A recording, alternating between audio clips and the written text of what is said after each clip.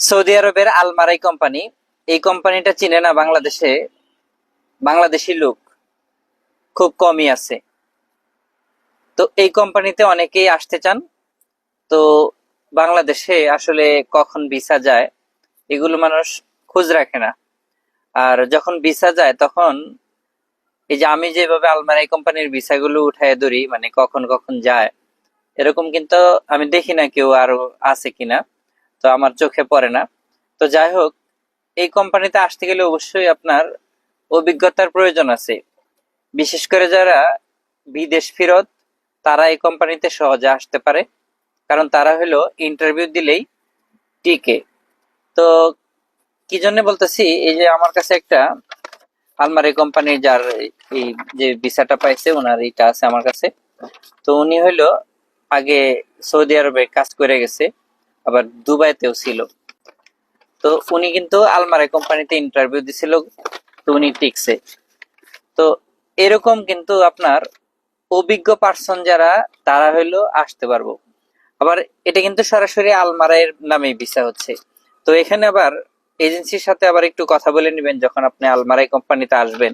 যখন মুফা করায় দিবে তখন কিন্তু আপনি অবশ্যই দেখবেন যে আপনার ভিসা কোন কোম্পানির নামে হচ্ছে। যদি মুফা অন্য কোম্পানির নামে হয়, আলমারাইয়ের নামে যদি না হয়, তাহলে ওই কোম্পানির নামেই ভিসা হবে। মূল কথা হচ্ছে মুফা যে কোম্পানির নামে, ভিসাটাও সেই কোম্পানির নামে হবে। তো এখন আমার কথা হচ্ছে, একটা ভিডিও দিলেই আপনারা আমাকে রিকোয়েস্ট করেন ভাই কোন এজেন্সিতে গেছে, নাম্বার দেন, এজেন্সির নাম ঠিকানা দেন। তো দেখুন, আমি কিন্তু কোনো এজেন্সির কাছ থেকে টাকা নিয়ে আমার ভিডিওগুলো করি না। আমি শুধু তুলে ধরার চেষ্টা করি সৌদি আরবের বড় বড় ভালো ভালো কোম্পানিগুলা, ডাইরেক্ট কোম্পানিগুলা। যেহেতু সৌদি আরবে 100-র মধ্যে 90টাই সাপ্লাই কোম্পানি, তো এই জন্য আমি একটু তুলে ধরার চেষ্টা করি। বাংলাদেশ থেকে মানুষ আসতেছে, এখানে আইসা প্রতারিত হচ্ছে, 3 মাসেরই কামাও ঠিক মতো দিচ্ছে না।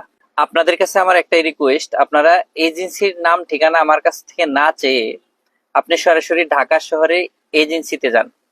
বনানীতে 1000-এর উপরে এজেন্সি আছে, এখানে যোগাযোগ করেন। আর এই আলমারাই কোম্পানি তো সৌদি আরবের সবচেয়ে বড় কোম্পানি। তো এটার নিউজ কিন্তু প্রায় এজেন্সির কাছে আছে। তো এখান থেকে আপনারা সংগ্রহ করে নেবেন। এখন কথা হচ্ছে, আপনার যে দালাল, আপনি তাকে চেনেন অথচ এজেন্সি চেনেন না। তো আবার আর একটা ভরসা পান, দালালের মাধ্যমে যদি আসেন সৌদি আরবে, তো একটা ঝামেলা হইলে দালালের কাছ থেকে টাকা উঠাইতে পারবো। আসলে এটা সম্পূর্ণ ভুয়া, ভিত্তিহীন কথা। কারণ আপনার যখন ঝামেলা হবে তখন কারো কাছ থেকে কোনো কিছু সহযোগিতা পাওয়া যায় না। তো কাজেই আপনি আপনার দালাল মামা কিন্তু আপনাকে নিয়ে এজেন্সিতেই যাচ্ছে, তো আপনি ওইখানেই যান। আপনি হয়তো ঢাকা শহরে আসতে চাইতেছেন না, হয়তো আসা যাওয়ার জন্য হয়তো আপনার একটু টাকা খরচ হয়ে যাবে, অথচ আপনার দালাল মামা সপ্তাহে অন্তত 2বার বা 3বার এই ঢাকা শহরে আসে, এজেন্সিগুলোর কাছ থেকে খোঁজ নিয়ে যায় যে কোন কোন কোম্পানির ভিসা আছে।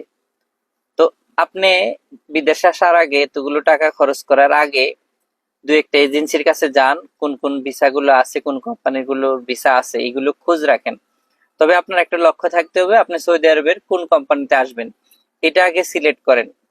এটা যদি সিলেক্ট করতে পারেন তাহলে আপনি সৌদি আরবে আসলে ভোগান্তির মধ্যে পড়বেন না। আর যদি এজেন্সি বা দালালের উপরে যদি আপনি বার দিয়ে দেন যে আপনার পছন্দ মতো একটা কোম্পানিতে আমাকে পাঠিয়ে দেন, তাহলে কিন্তু সে টাকাও নিবে আপনার কাছ থেকে, আর আপনার জীবনটাও নষ্ট করে দিবে।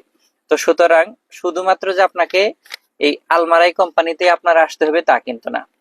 সৌদি আরবে আরো অনেক ভালো ভালো বড় বড় কোম্পানি আছে, সেগুলোতে আসার চেষ্টা করেন। গুগলের মাধ্যমে দেখেন, ইউটিউবে দেখেন, ফেসবুকে দেখেন যে কোন কোন কোম্পানিগুলোর সুবিধা কেমন, তো সেইগুলোতে আসার চেষ্টা করেন। তো সবাইকে আহ্বান জানাবো, ভিডিওটা শেয়ার করে দেবেন। আবারও আরেকটি ভিডিও নিয়ে আপনাদের সামনে হাজির হবো অন্য কোনো দিন। আল্লাহ হাফেজ।